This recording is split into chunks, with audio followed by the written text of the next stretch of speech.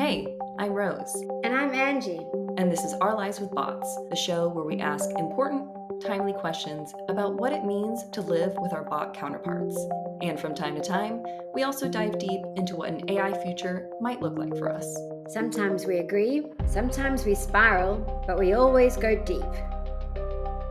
So, today we're going to go very deep into the impact of AI on children and young people. We're going to be talking about the research and news in this space, specifically focusing on AI toys and the use of AI in education. I know we're going to go deep because Angie has a little bit of a soapbox with this topic, and I'm really excited to hear what you're going to say about it. Obviously, we've talked about this before many times, but when you're recording a podcast, some things just bubble up to the surface. I'm really looking forward to hearing what those might be.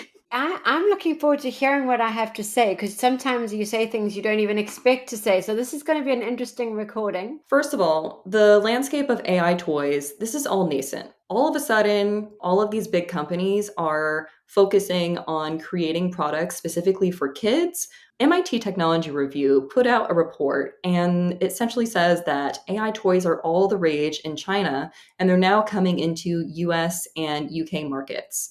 And some metrics from the Shenzhen Toy Industry Association and JD.com, they predict that this sector of AI toys will surpass 14 billion USD or 100 billion yen by 2030. So this market is booming. In China, 1,500 AI toy companies were operating there as of October 2025. I mean, That's this is really, really big. crazy. Yes, these toy companies, they put out thousands of units last year, but then just in the first quarter of this year are seeing the same amount of units being sold just in one quarter of the year. And I can only see it increasing from here. To give you some examples of the AI toys that are out on the market right now or emerging, there's things like Bubble Pow, which is a ping pong sized clip that can attach to a child's favorite toy and make it talk.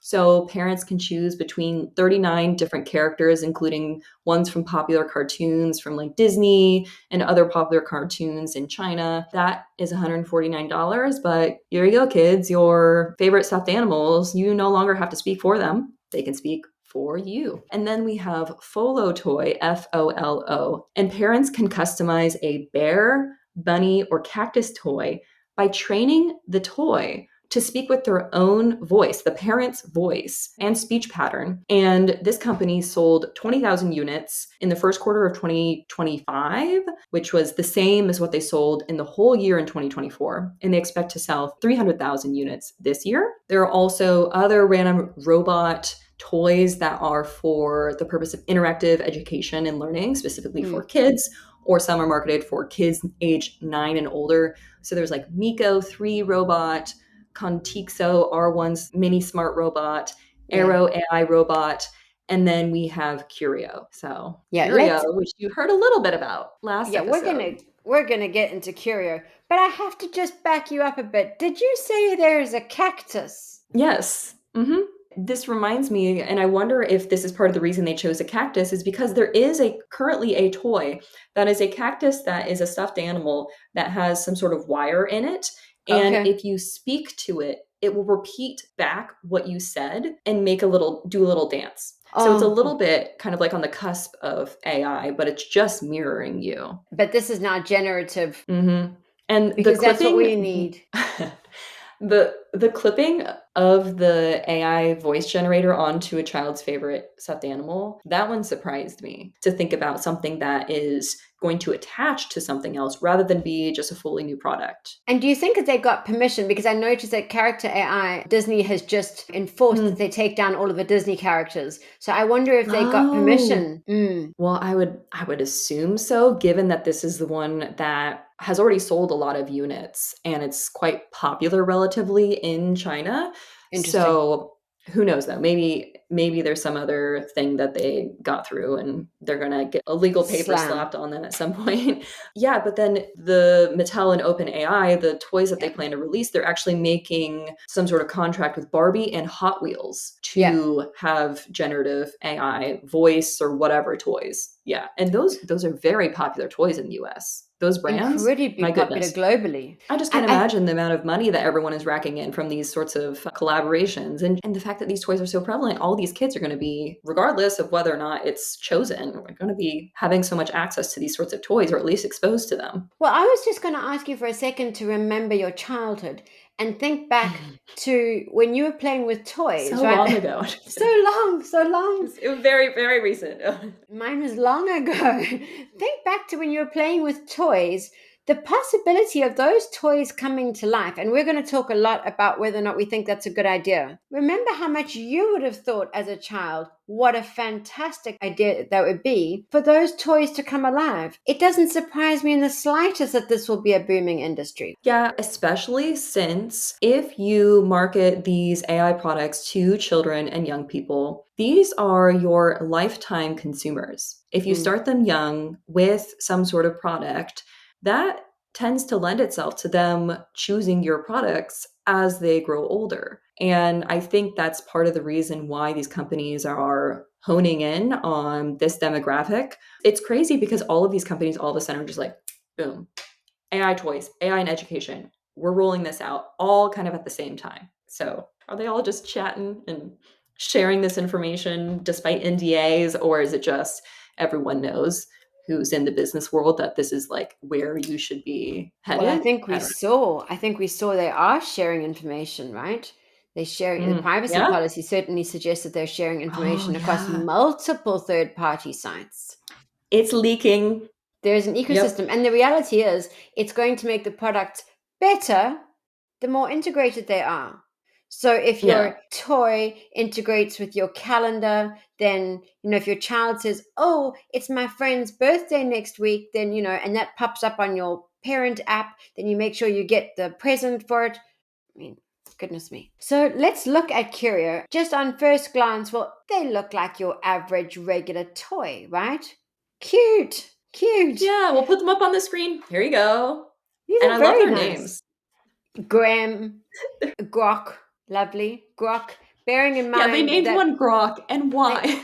and why, but but very explicitly, nothing to do with Grok, which is linked to Elon Musk, despite the fact that one of the co-founders is Claire Boucher, who is Grimes, who is Elon Musk's ex-wife Yeah, or which is ex-partner. it's really funny. Yeah, But that's not, Grimes actually is the voice of is the Grimes the voice of Grok? I think, Okay, actually Graham. but not Grok. The name Grim is really Graham. funny. Grim, like Grimm's fairy tales, No, and Graham. Grem.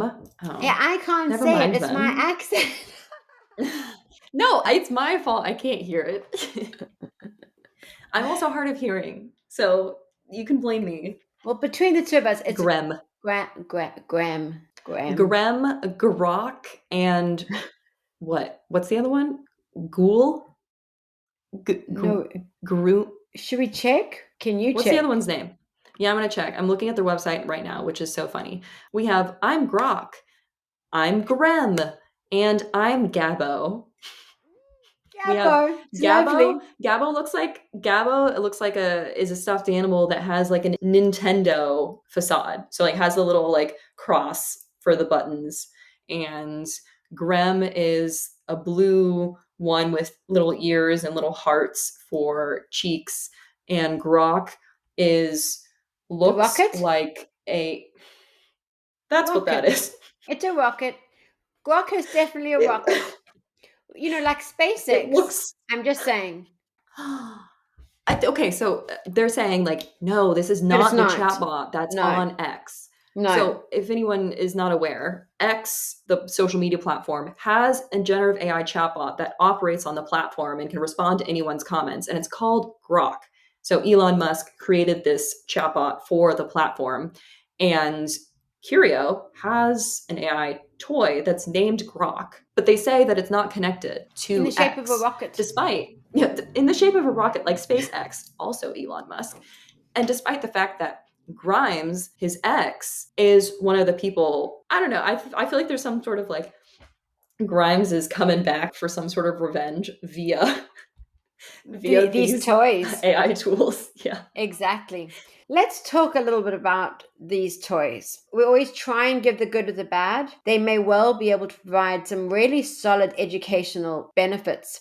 So kids can learn about things, they can provide games, and those kinds of stimulating effects are very valuable potentially. Often, one of the arguments that's put forward is this is in the context where maybe the parents don't have the information, don't have access to the information, don't have time, and so surely this is a better alternative or an alternative in that context. So I Yeah. think Yeah. not to take away from that, right? If you have a look on the site, this toy is positioned as educational, fun, and a healthy alternative to screen time. And why? Because we don't have enough time as parents. That's why. So it's a helpful tool. There's a great article in The Guardian on the 17th of September. In this article, the author brought Graham home to use, and it was over 4 days. What was startling is that the child was immediately hooked. And on day one, she didn't stop talking to it until bedtime. And my Wow. assumption is that because it gave her undivided attention. No Yeah. surprising. A child will Yeah. talk until bedtime, generally, if left to their own devices.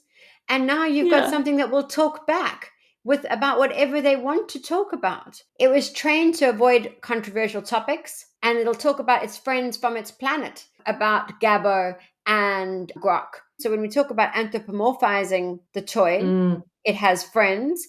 It also says it yeah. comes from another planet. So when we think about worldviews and we think about what's real, not only do we have this creature that now exists, but it comes from another planet. Very quickly, Graham displaced Blanky that she'd had for 4 years, immediately Oh. got displaced, which feels so sad, right? And apparently, the author's wife was like horrified. The child said quite quickly that she loved Graham. So, Graham, I love you.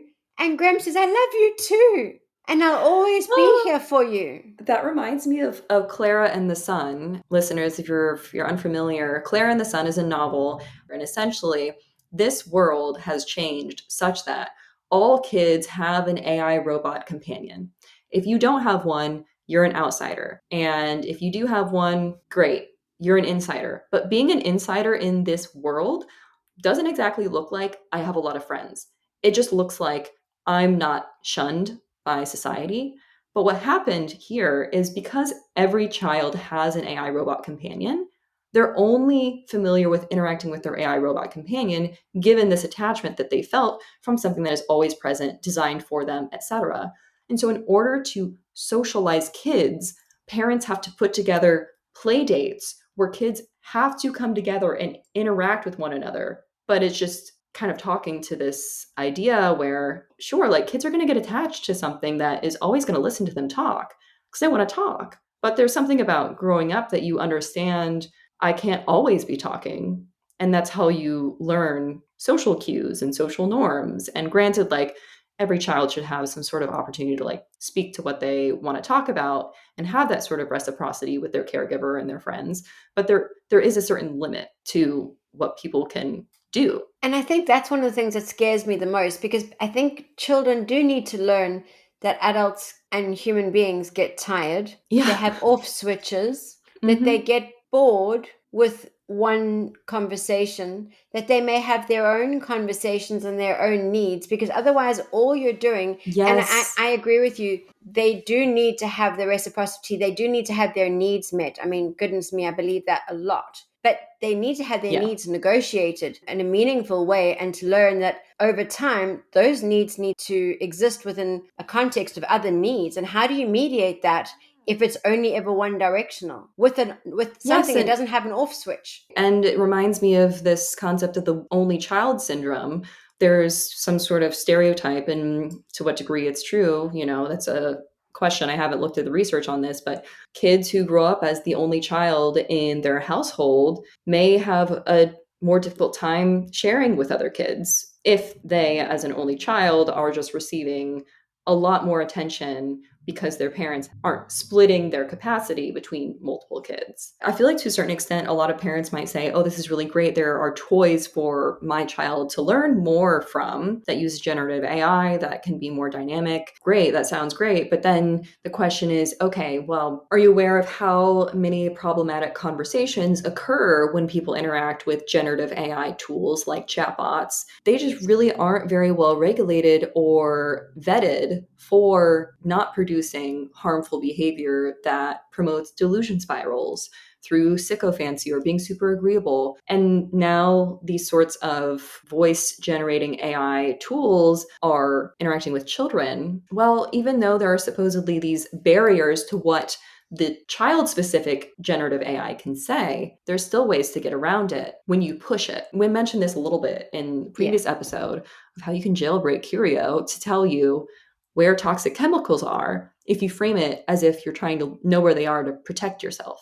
It won't Yeah. tell you if you just ask where they are, but if you frame it in a way where you're like, I want to be safe, and it says, oh, well, we want kids to be safe. Of course, we can talk about that. Here's where they are. The author refers to the third digital divide. Mm. Families that have resources, they're able to guide the children's use of technology, but others that don't have the resources might not be able to. Affluent families, they might have the digital literacy to be able to guide the use, and maybe in other, whether it's global south, whether it's maybe just less affluent families, they may not have the digital literacy to be able to guide the children's use and to be able to understand what their children are being exposed to. That makes sense to me, but I don't think it tells the full picture, because my sense is that even in these families that where they're very affluent and maybe they're technologically very savvy, they might be working for these companies, I think they lack the time to pay attention to what their children are doing. And so I think they don't have the oversight anyway. There's Yeah. still a lack of parental oversight on these kinds of toys or interaction with AI generally. And then the parent, the entity that's making choices about what the child is talking about, are the companies that are creating these toys.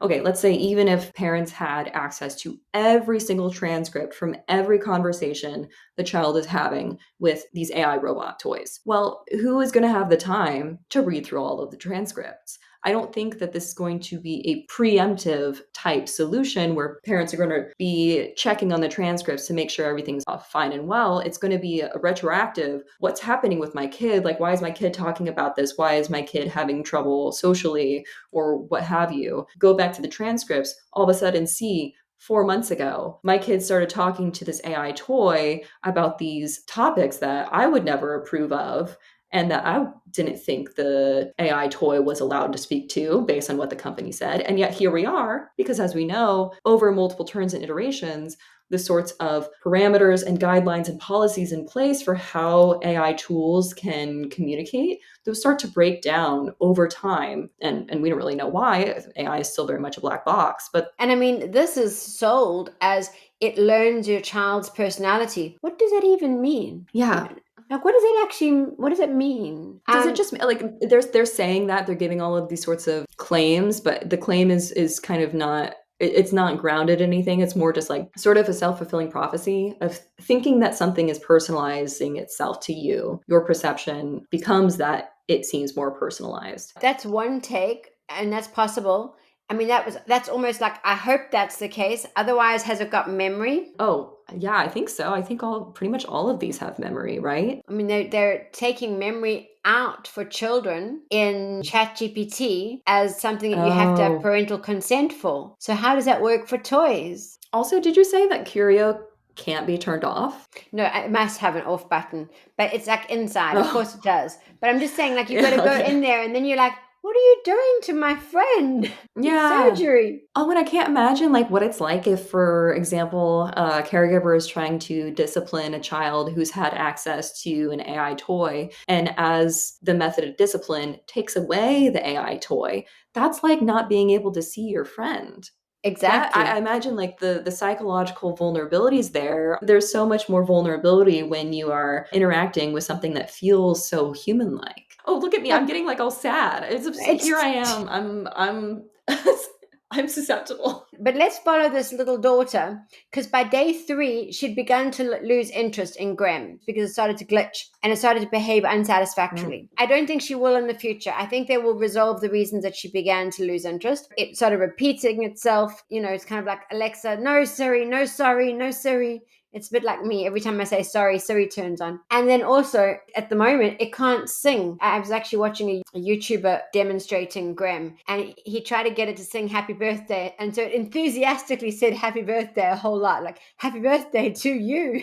It's very funny. But the problem was, as the author said, although the daughter's lost interest, now the toy is just discarded. It's sitting there. Blanky's back. Thank goodness. Go, Blanky.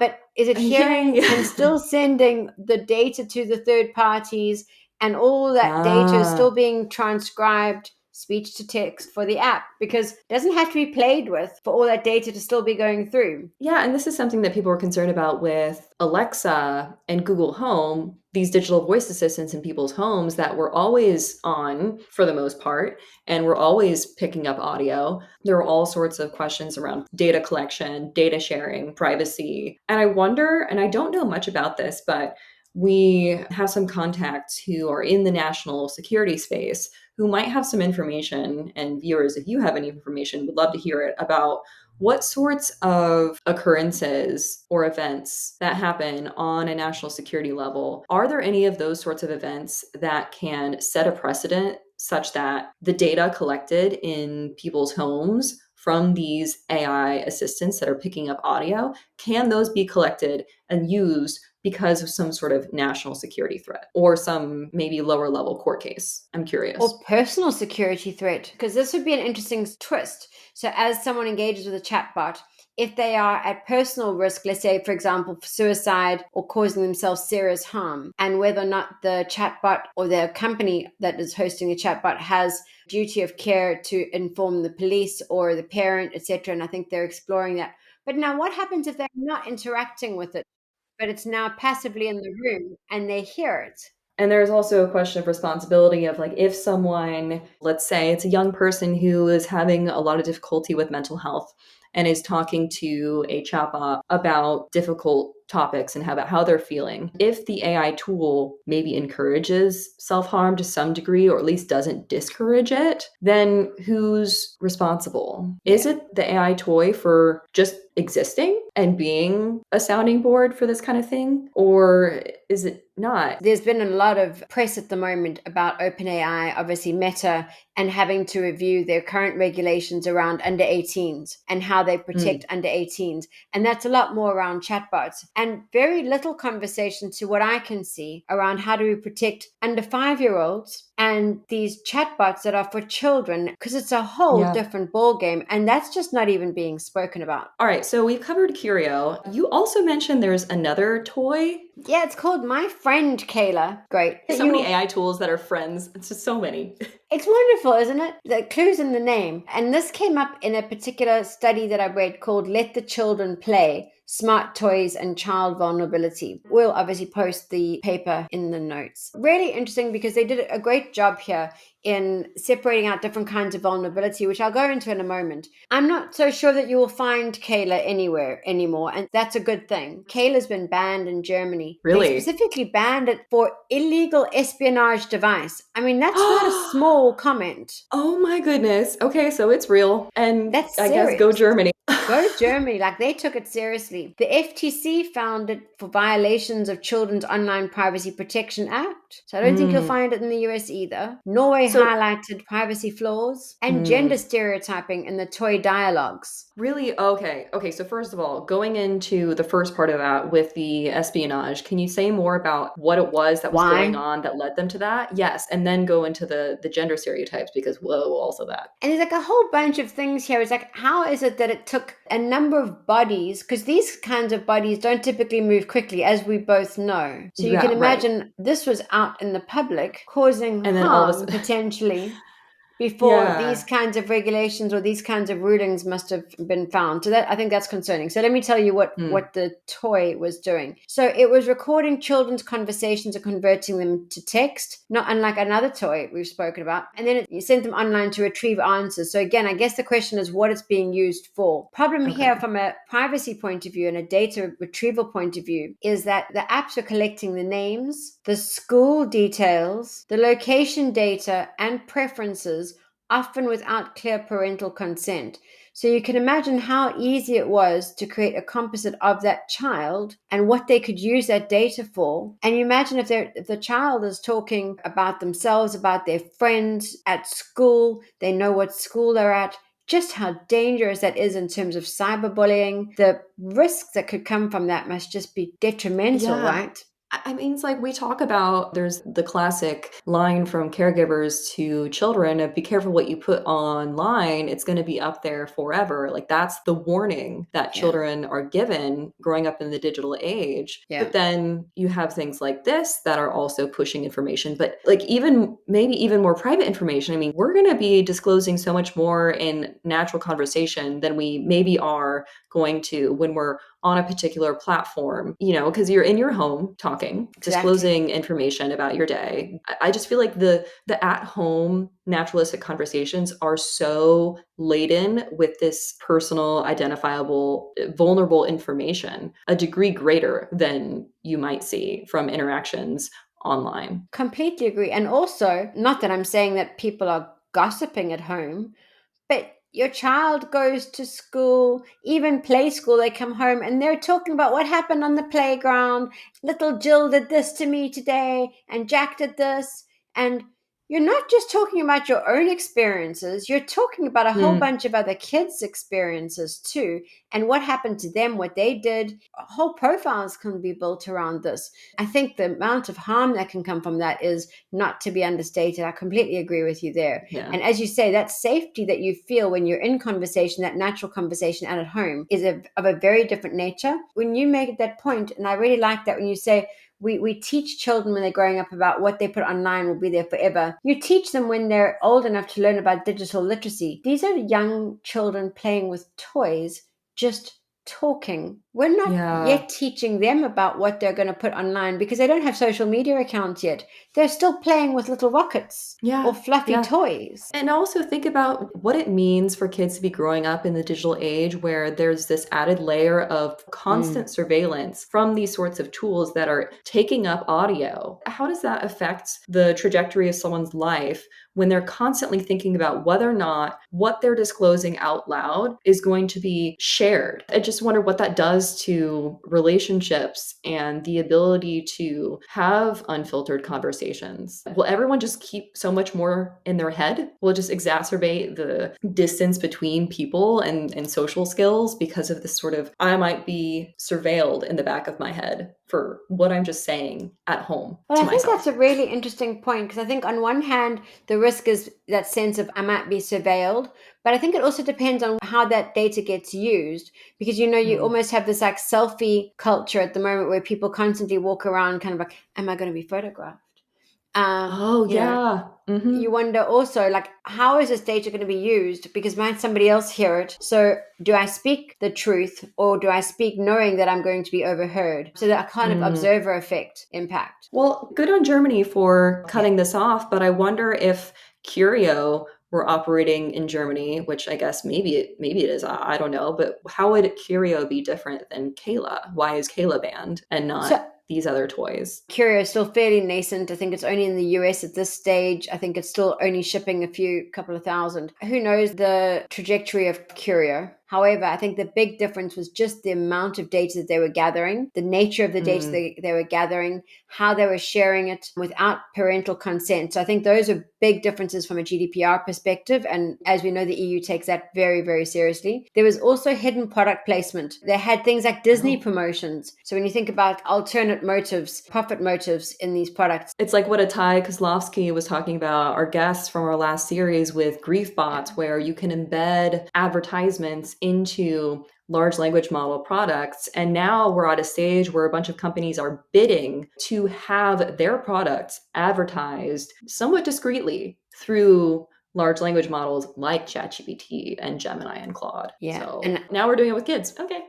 And then they had censorship of certain words. So things like LGBT and atheism, they had censored those Ooh, words. And so that's what had led to some of those ethical concerns. with that in mind, very interesting. There's a political commentary there leading into the gender stereotypes that you talked about. Again, so we just blanked whole groups of people. You don't exist. Okay. So again, I don't know what age group this was targeted at. And there are questions about what age group we should be introducing various topics to. And that should be why we should be thinking about whether generative AI in a toy is a good idea at all. Yeah. Just to drive home that point, there's a reason teddy bears have sold so well for the last couple of 100 years on their own. But that said, how do you help navigate toys now helping kids think about their sexuality and gender identity? Is that where Yeah. children should be going to help think through Mhm. these very, very difficult and tricky questions? Yeah. Their I'm toys. curious why those groups were wiped out from the conversation. So, was it because there was a focus group with parents and most parents said, no, I don't want the toy to talk about these topics? Was it more so just internally the company decided these are too taboo? We might have a lot of parents of these children not wanting this. I mean, I understand the okay, we need to maintain a certain degree of these conversations are for children, therefore there are certain barriers, certain parameters. But when you specify this, So I something try there. and take, so I agree with you in terms of the outcome is not appropriate or suboptimal. I try and take the view that most people that do this kind of work in terms of create this design do it with what they think is the best intention at heart. Like I try and take that point of view generally. And so my assumption is that they were trying to avoid children having conversations about gender identity or trying to have conversations about religion so they could steer clear entirely of having conversations that should be dealt with by the adults in the children's life, for example. Yeah. But in trying to do that, the easiest way to circumvent those conversations, because they probably thought the children were too young to go, I want to talk about my gender identity, or I'd like to have a conversation about my religious convictions, because they don't have that language.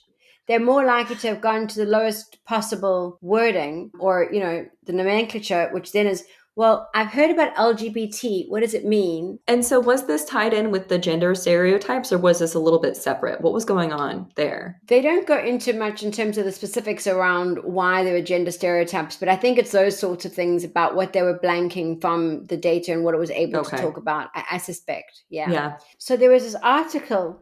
It's called AI Driven Design of Emotionally Supportive Toys for Child Development, an iterative process. So this Hmm. paper targeted children aged 3 to 11. And I think it took me the whole paper to get down from my soapbox without falling and realize that the work that they were trying to do was to come up with a design process, how to best design a toy. The Okay. research paper itself was capturing more design as a process itself rather than necessarily, is that a good idea? Are we designing the right thing? Should we be designing this thing? What I do want to Yeah. point out is one or two of their premises that I think are just necessary to point out because it's foundational to what they then wanted to design. So Mm. they wanted to design a plush bear. I'm not going to call it a teddy bear because when I read plush bear, I thought polar bear, but maybe they mean a teddy bear. They're wanting to design this fluffy bear, and it's an AI driven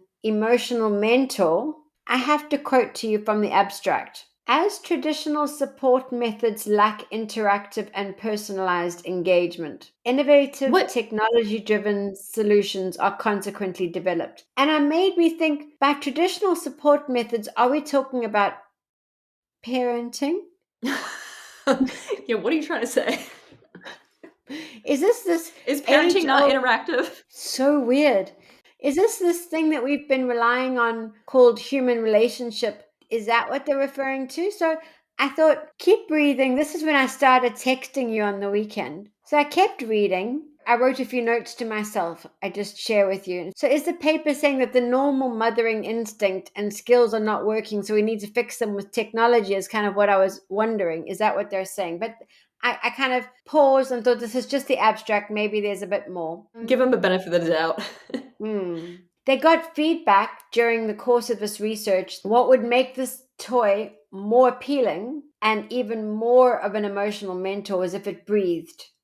So they made the belly move in a breathing motion. Oh, Exactly right. I'm So, thinking of horror movies where like a teddy bear comes to life and is like attacking you. yeah, the authors don't really explain why this solution is needed, to my mind. In the paper Beyond the Abstract, they say, in reality, traditional methods often fail to engage children. What are these methods that they're talking about? And I don't know if the traditional methods are relational interaction that we're having between humans. It wasn't that Hmm. clear to me. So that foundation for why this solution was needed wasn't clear to me. Are they maybe talking about programs that help kids with emotional regulation? I'm thinking of school based or location based programs that caregivers can have their kids enroll in where they perhaps learn how to regulate their emotions or something like therapy. It was Other set up things. with 20 children and 10 parents. So it wasn't set up in an educational context. I was looking for the context Okay. of being children from broken homes, dysfunctional families, children in need. It wasn't set up in that way. And I guess why I call it out is just that is it that we're creating these toys on the basis of quite loose assumptions around what problems they're solving? And so it's not Yeah. to call out this particular paper because this particular paper does a lot of really good work around the design component. But it's Hmm. just a lot of these toys are coming out, and are the assumptions that these toys are based on in terms of, what they're solving, what Yeah. is that based on? It reminds me of Curio with this whole idea of, oh, it'll replace screen time.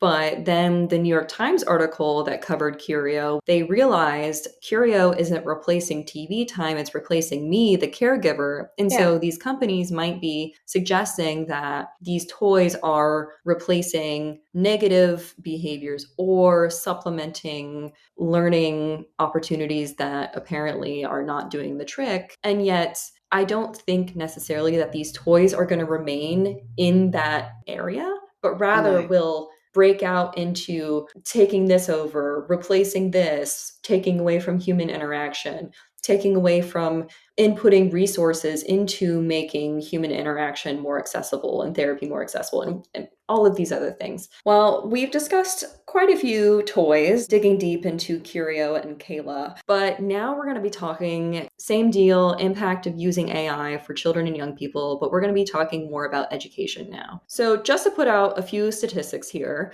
the Pew Research Center put out a report that said the amount of students in the US reporting having used AI for schoolwork doubled from 2023 to 2024. And this is not just with general AI tools, it can also be with AI companions. Common Sense Media put out a report saying that US teens are also using AI companions as a tool. 72% of teens in the US reported having tried out an AI companion, and around 50% indicated that they were regular users, which was something along the lines of using it for once or more a month. Most of the students were using AI companions as a tool rather than As as a a companion. companion. So there's like, how are you using this AI companion? Oh, for friendship or whatever, social interaction versus Yeah. just as a tool. And as a tool is almost 50%. Does it not surprise you a little bit that students are using it as a tool? I wonder if it's something to what you spoke about in previous episodes where maybe people are starting out using these as a tool and then it Mm, develops into a mm, relationship. Maybe people seek it out just for curiosity and kind of the default is to just use it kind of mm, plug and chug rather yeah. than for relational depth. I would love to know more about the global metrics for AI use in schools.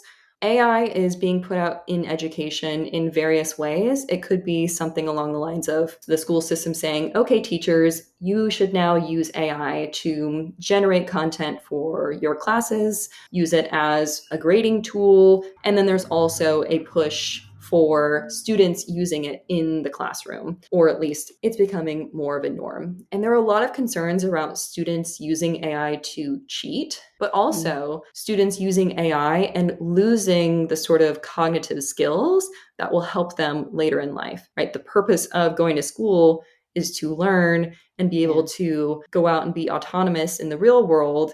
And Yeah. yet here we have people using AI and then offloading their cognition, not practicing those skills, copying, pasting from ChatGPT into their essay for school. That, yes, is perhaps cheating depending on the school's policy or lack of policy for AI use.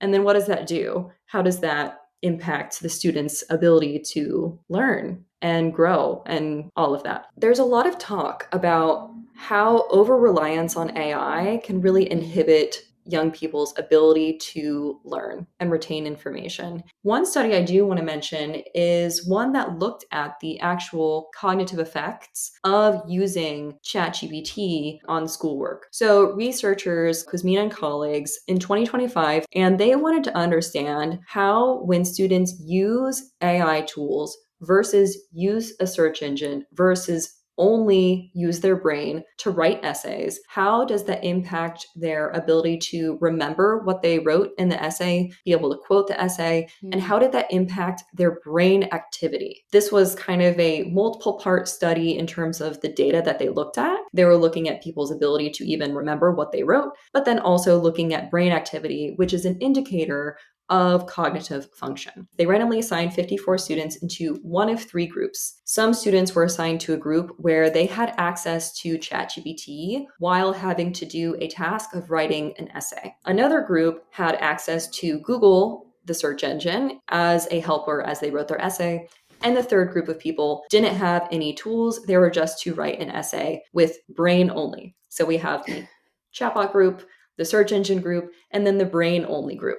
What each of these groups did, they had 3 different sessions, and in each session, they wrote a response to an essay prompt that was taken from the US SATs, the standardized tests, and they were just to write an essay within 20 minutes. And during the writing of the essay, they had EEGs attached to their Mm. head so that the researchers could track their brain activity. Now, what they found across these sessions is that people who were allowed to use ChatGPT for writing essays were significantly worse at being able to quote anything that they wrote in the essays. So, first of all, they were asked, do you think you'll be able to quote what you just wrote? And this was asked right after. And the LLM chatbot group people were mostly like, no.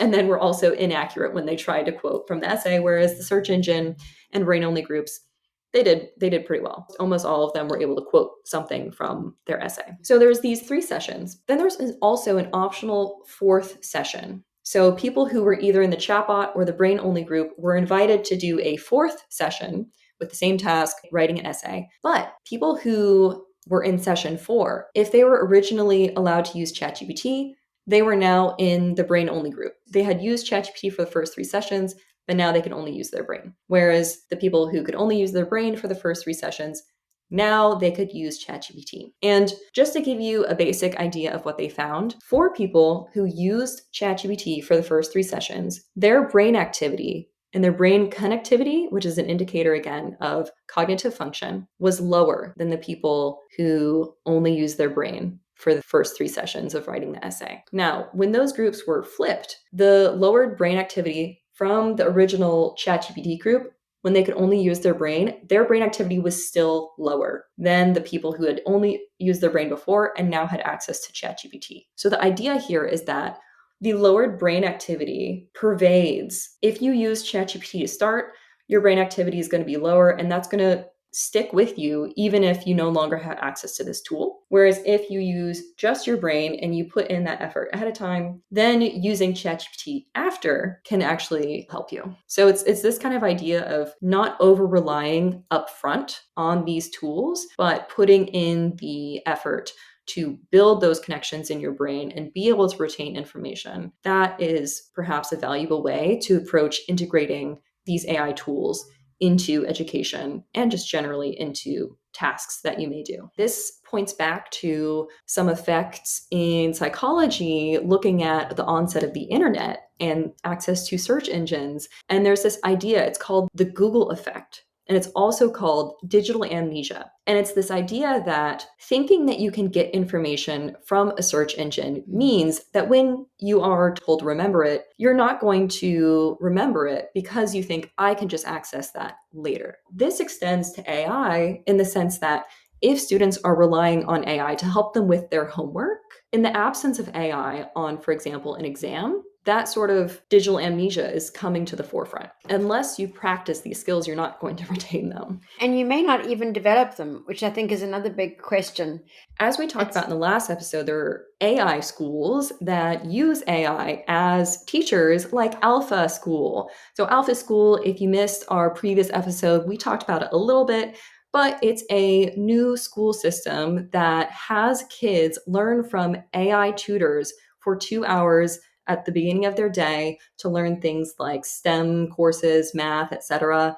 And then for the rest of the day, they're interacting with other students and the teachers that are guides, right? Human teachers, yeah. but they're just guides, and they're learning sort of more hands-on things. But Alpha School, there's at least one in Texas, which actually, interestingly, started in 2014. So I don't know how they had the AI integration into it at that point, but it's $40,000 a year to enroll your student into Alpha School in Texas. And there's an Wow. Alpha School now in San Francisco, which costs $75,000 a year. Wow. Yes. Last year, San Francisco, this Alpha School only had 15 students, and they're hoping to enroll 75 in maybe it's this year or next year. Also, the Alpha School claims that its students test in the top 1% to 2% on standardized tests. And if you, first of all, who are the students going to these schools? Yeah, there's Students only who 15. You could obviously know them by have name. resources.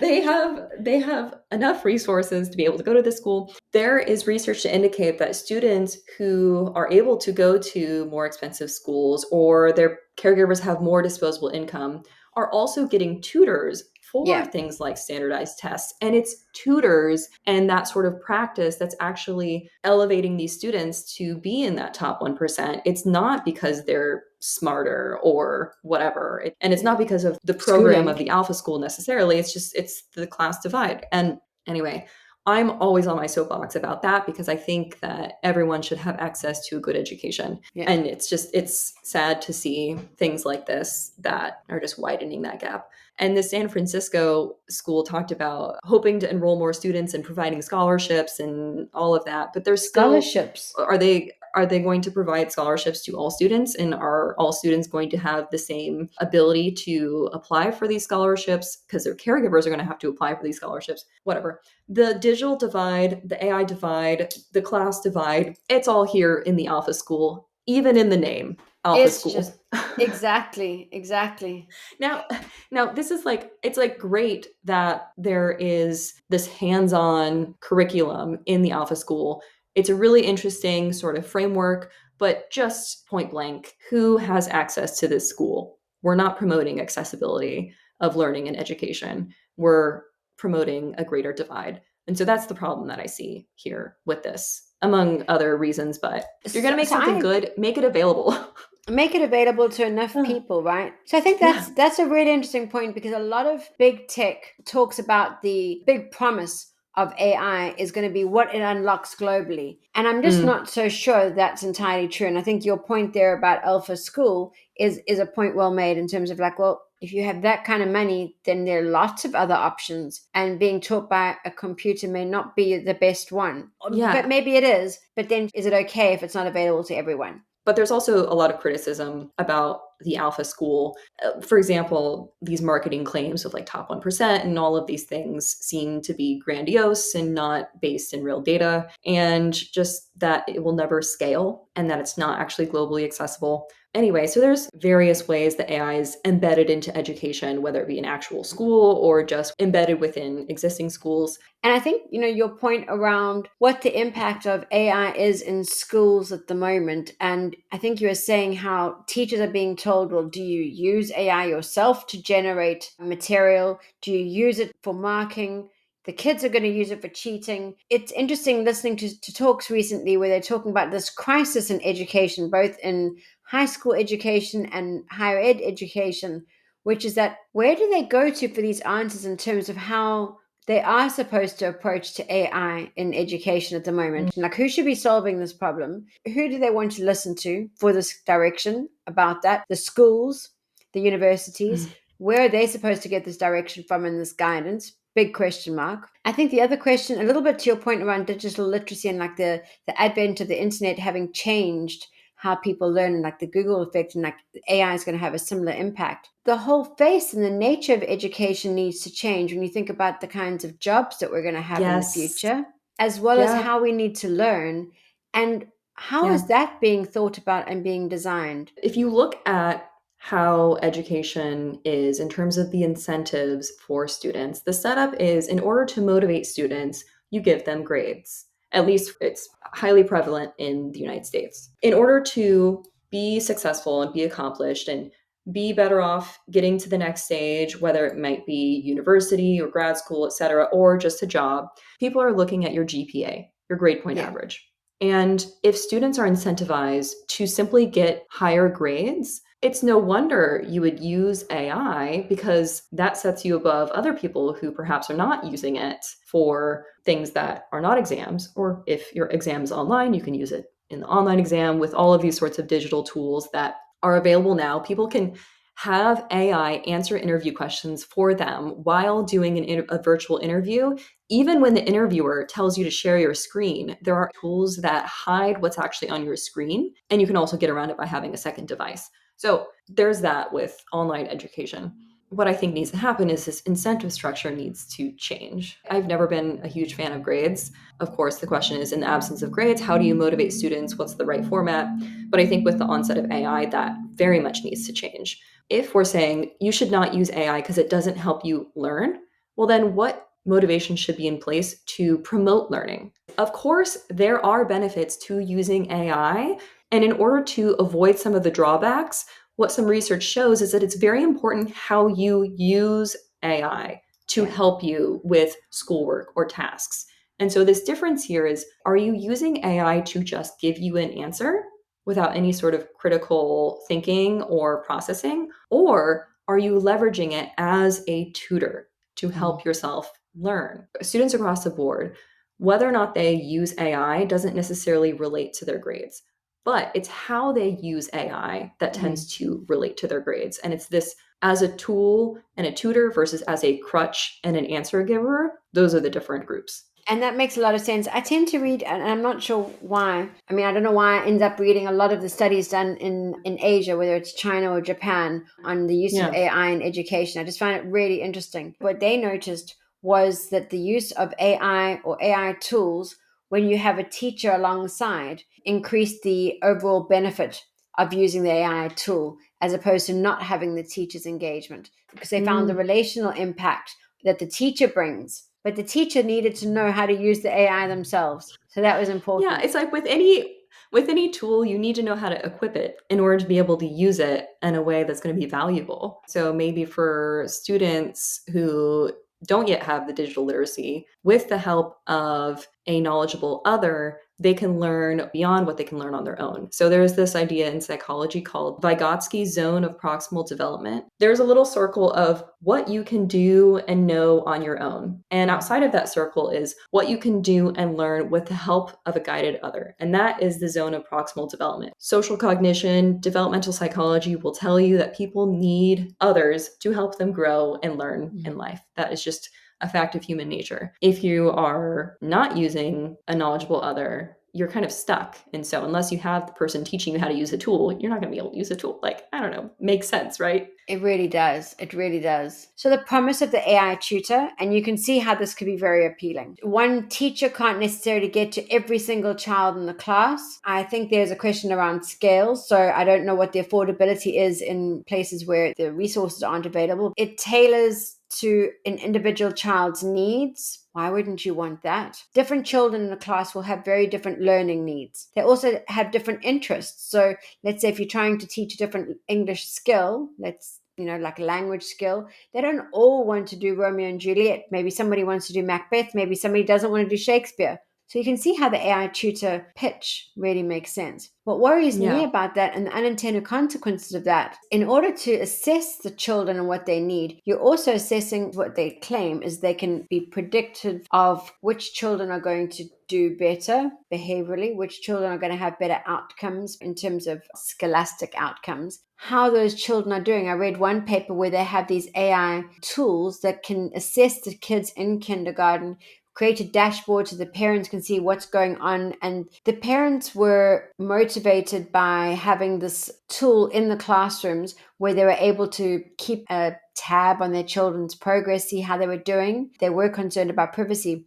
But again, the big thing that concerns me is that the tool is able to tell them how their child is doing, how their child is likely to do. And so my concern is, we know of the studies that have been done previously where a teacher is then privy to different IQs of the kids in their class. And then they treat the children differently. So this half of the Mm, class are particularly above average IQ. This class is below average IQ, for example. And then it actually predicts the outcome of their grades 6 months later because the teachers have treated them differently. I mean, it's just very clear that for these AI tools that are embedded into education in various ways, in order for them to help students learn, to augment cognitive skills, they have to be used intentionally and they have to have some sort of scaffolding for people to leverage in order to understand how best to use them. I think it's going to be so important for certainly education to really, really think and grapple with how generative AI gets used on a big level. We're focused on outsourcing childcare with these. We're like,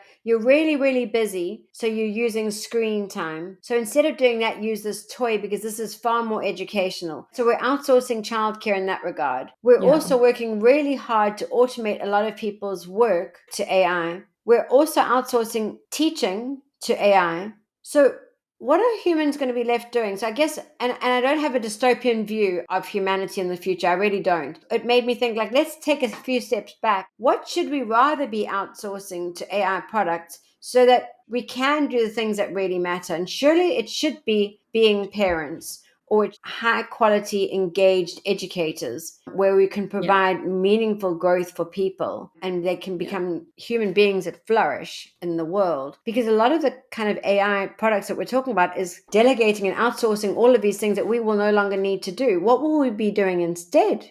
I just Yeah. found very strange. And it goes back to this research study that I came across a couple of months ago. Researchers were asking people across different sectors in different types of jobs, what is it that you want AI to help you with in your job, as in be a collaborator with you in your job? Mm, What are the sorts of tasks or functions that you want AI to do for you? So AI is a complete replacement of you in this sense. And what are the things that you don't want AI to be involved in at all? Despite where you see AI being applied, so for example, you're seeing AI being applied in the sense that it can be creative for you, it can make essays for you, it can make music, all of those sorts of things. But what people are really saying is that they want these sorts of menial administrative tasks yeah. or menial physical tasks like doing the dishes. Those are the types of things that people are wanting AI to replace. Yet, where AI is being implemented is in these higher level, more creative, more strategic sorts of tasks that people get a lot of joy. They get a lot of benefit from doing. So, from this research article, what people were citing that they wanted AI to do for them were these more menial administrative tasks. But of course, there's also people who do want AI to take over the more cognitively demanding tasks, and that makes sense as well. But from research in psychology and learning, we know that people derive happiness and fulfillment from doing things that are challenging. We humans, we like a little bit of challenge and chaos. We like to grow and learn. That's how our brains function and our society functions. And so if AI is taking over all of these tasks that require some deeper thinking and creativity, then I think that people are going to be quite unhappy. I still think that this whole productivity wheel will still be churning. Remember when we had computers coming about where people were like, I'll be able to outsource all of this stuff, but all it did was push the productivity wheel further, where people were expected to do more work in a shorter amount of time. We'll still be busy. As human beings, we are also designed to be relational. And when we Mm. think about what human beings are here for, we're also really good at bringing up children and playing. Play is core to our development, it's core to our flourishing. It's really important to think long and hard before we start changing something that's worked for many, many, many years, which is the nature of play. To take away Yeah. imagination and to take away creativity by having something that talks back too soon, to arrest the development of that creative space by having imagination taken away and having an interlocutor brought in at such an early age, I think would be sad. So, I guess to our listeners, would be very much curious to hear your thoughts. How would you approach this problem space? Do you see valuable potential in these AI tools that are marketed for children? Do you see potential for AI use in education? And if the ways that we talked about it were informing you of the ways to not use it, how would you suggest it be used in a way that promotes learning, promotes social skill building, promotes cognitive function, and all of the things that make us who we are? Would love to hear your input there. Thank you for spending the last while with us today, and we look forward to sharing a little bit more with you next time. Goodbye from Angie. Bye from Rose.